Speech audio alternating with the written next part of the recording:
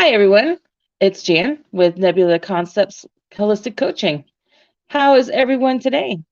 And it is Toolbox Tuesday.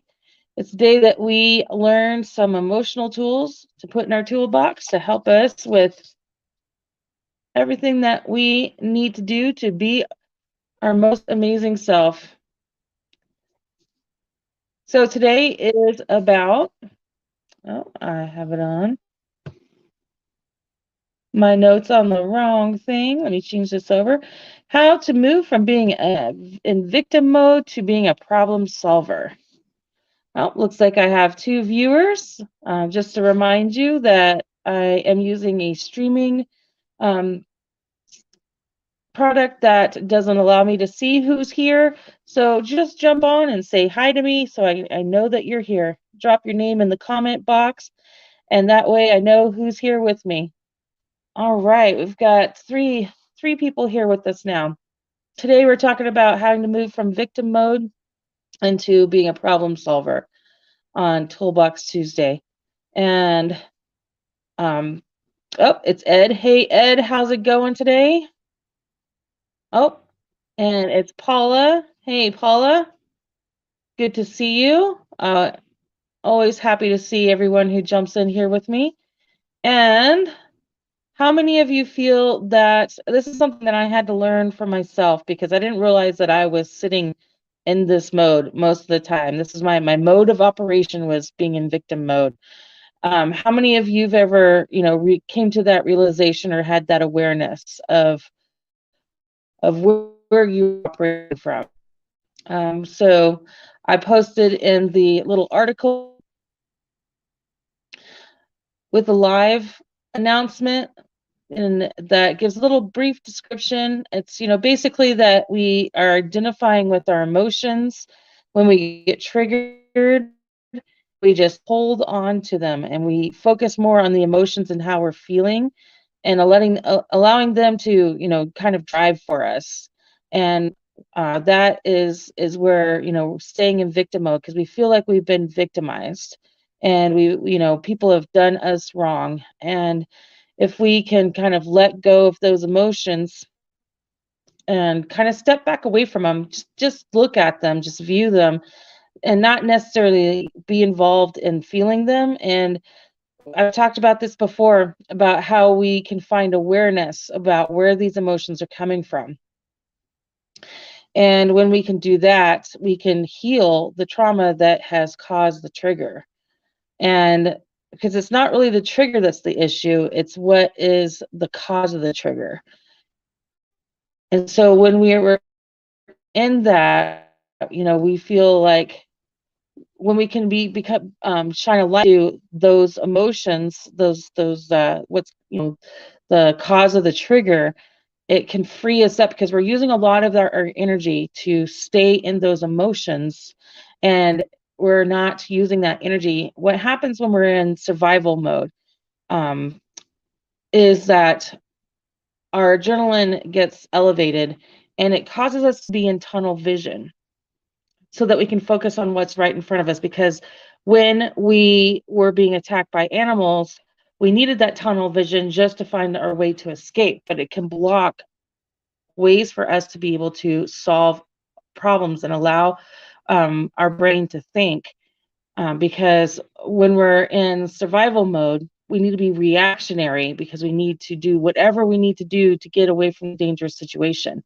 And when we're trying to solve problems, we need to be using our thought process, our logic, to be able to work through those problems. So we don't necessarily need to, have that tunnel vision. And when we're allowing our emotions to, be elevated, it's taking all that energy away from us to be able to find those solutions.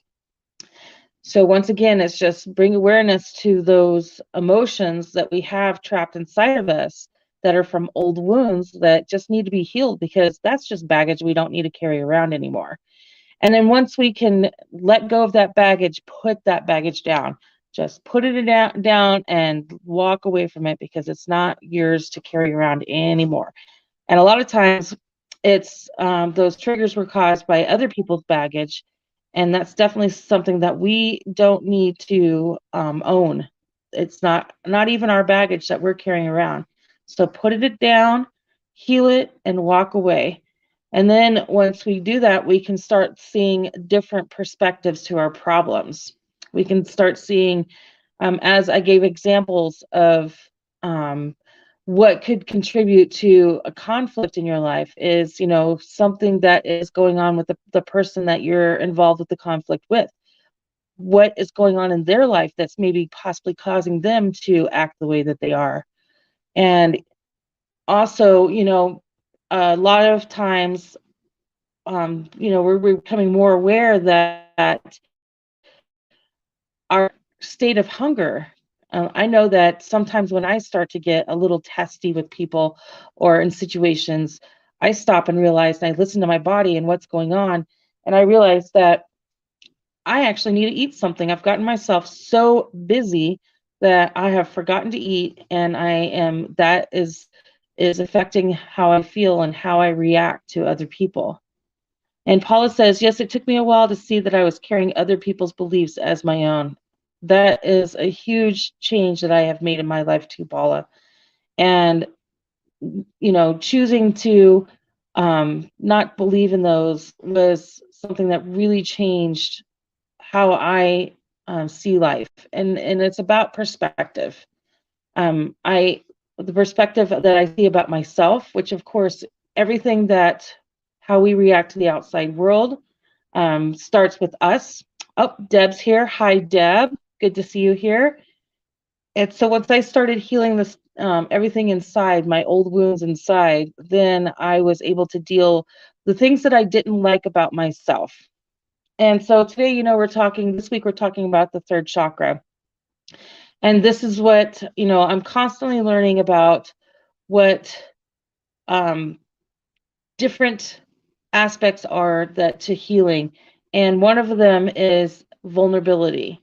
And one thing that I learned about vulnerability today was acceptance.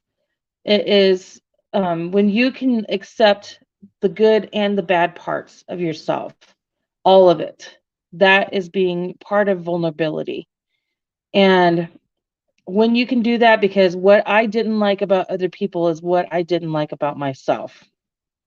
And when I could heal that inside myself, it didn't become a problem when I was dealing with other people. Paula says, especially when you live with the people, it amazes me how easily we adopt those, especially if we are empathetic. Yes, I pick up other people's emotions all the time. It's hard to decipher whether or not I'm feeling my own emotion or someone else's emotion. I have to sort through them still. Deb says, I often get hung up on people's tone when they're speaking to me. I completely understand that, Deb. People's tone really is, grips on me. And that is, for me, it is a childhood wound as well, from dealing with my mother and how she would speak to me most of the time. So that's something that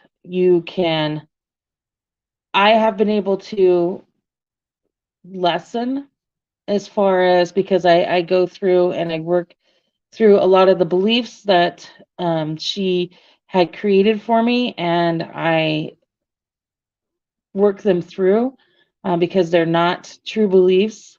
And so once I am able to let go of those beliefs that she had created for me, then people's tones definitely works out. I don't get as irritated with when people, it's mainly when I would feel that people were talking down to me. So I have Facebook user here, helps me to be able to laugh at myself. That is something that I am working on as well. Paula knows very well that I need to look at things that are more childlike, and that's part of, kind of being accepting of myself as well, to be able to laugh at myself. So that's a good trait that you have, because it's something that I'm working on consistently. And Paula, yes, accepting all of us can be so difficult, but one of the keys is to accept accepting. All of us is learning the lessons from what we do not like or do not want to accept. The learning curve, yes, for sure. Being able to take a look at those dark spots is it was something that I had a hard time at first about 3 or 4 years ago.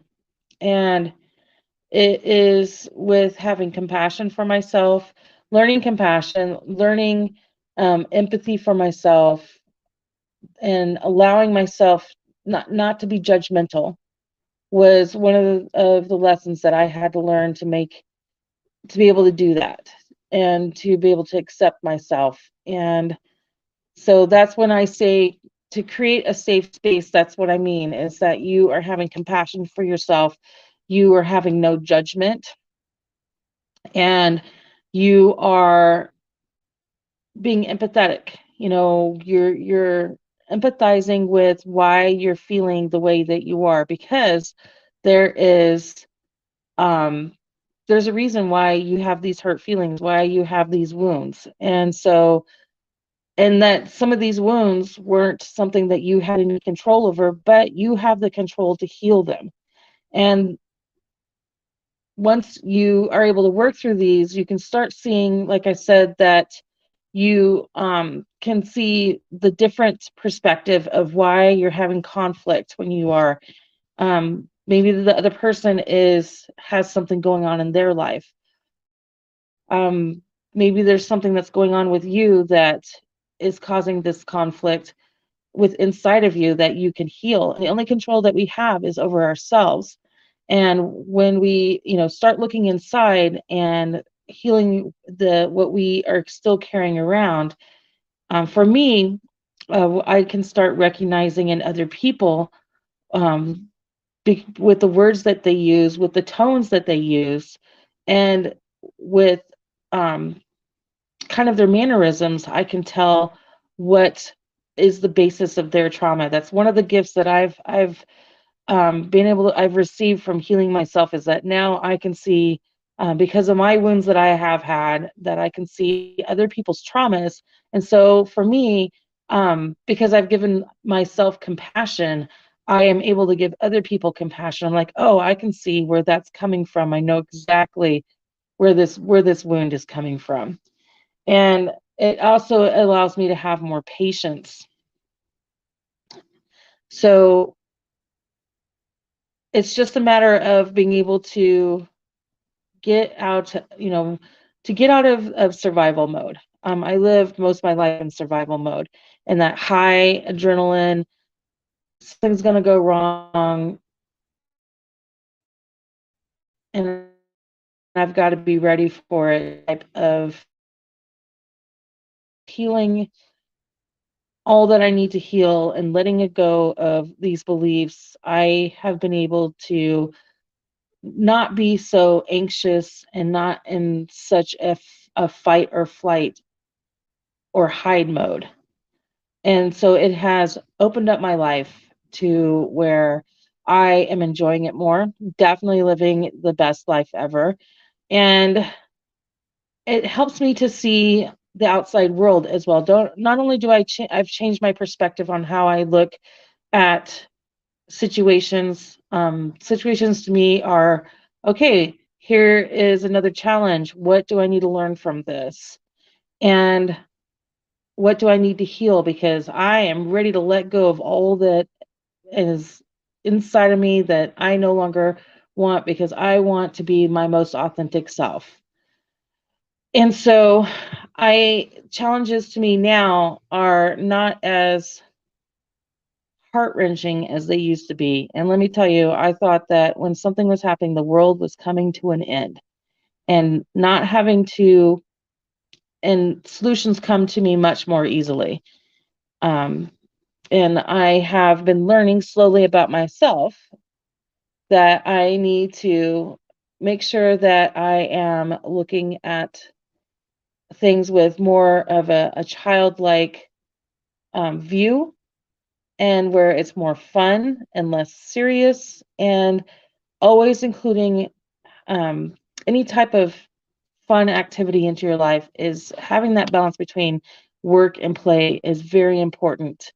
And it allows you to take your mind away, because what happens, what we usually do is we put so much focus on the problem that we block the solution, because we have those judgments, we have those beliefs that are false, that block us from finding the answers. And we also are creating a situation where we're allowing the emotions to take over, and we're not enjoying all the other things in life that are there for us to enjoy. And if we can detach from those emotions, then we can, distract ourselves with other things, and we can find the answers that we're looking for. And a lot of the stuff that we, put so much importance on, that later on we realize, it's like, why did I worry so much about that? It was not that important. It was going to work itself out anyways. And so it's really important, because as I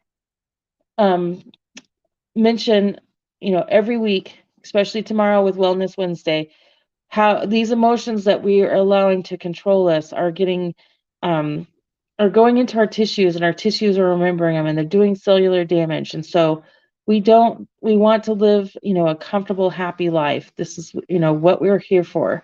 We have the power to change what we want, including health issues. And we can release these health issues through, doing the inside work, healing from the inside, as well as helping some of the inside by doing the physical activity that includes, these parts of the body that we're feeling discomfort in. Well, if we do movement through there, it'll actually help us release trauma as well, and bring up things that we need to heal. I definitely, when I had started on this journey, I did very specific activities and stretches and exercises. And when I did them, I definitely had more of my childhood wounds come up, that made them more available for me to confront and heal and let them go and put that baggage down. I'm putting more. I like to visualize that I'm carrying it around as a backpack, and I can take that backpack off and set it down, and I'm done with it, and I walk away. I don't like to carry, I'm not carrying around beliefs that were created for me by other people. And because of their trauma, it's not my responsibility to heal them. If they, want help with healing, then I am certainly there to help them out with that. But it's not my responsibility to carry that around anymore. And I set it down on the ground, and it's not mine anymore. And by that, I have been definitely changing a lot of my aches and pains and health issues that I have been going through for the past, I'd probably say 10, 15 years. And so I have definitely seen a change with my internal healing, with my external health and my body. All right. Well, I really appreciate everyone coming and joining me today. And I hope that I can help you learn to move from being in victim mode to being into problem solving mode. And we can help you continue this emotional healing journey that you're on. I'm so glad that you guys have, are here joining me on along with mine. And this is what I do as far as coaching goes. Ed has been a participant in that. And tones, bad vibes, and condescending. It's definitely some hangups that I have had to. Thank you, Paula, as well. And I will see everyone tomorrow with Wellness Wednesday. I do have finally got my website active. I'm going to be posting that onto the group so that you can go and take a look and see where I'm taking this journey with my coaching. And of course, I will always continue with these live videos as well as the groups. So I will see everyone later. You have a good rest of your day, and I'll see you tomorrow. Thank you.